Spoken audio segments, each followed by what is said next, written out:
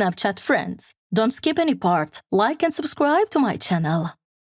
If you lose the streak with your friend on Snap and want to get it back without paying, follow me until the end. Now open your Safari browser and search for Snapchat support. Open the first one.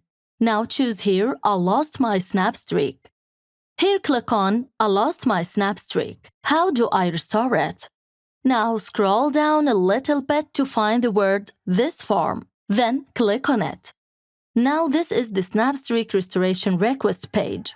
Pay attention to this note that you have to wait 2 hours after submitting the application. Now scroll down to find out this form with the required information. First, write your username from here, as it appears in the screenshot, and your email must be accurate and the phone number.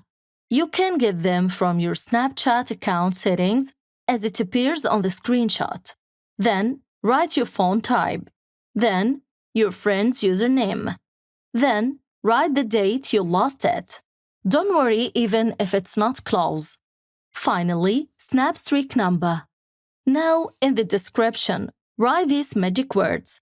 And when you are done, click on Submit down here. And here we are. Success. Good. And that's it. If you like our channel idea, please subscribe to support us. Thanks for watching.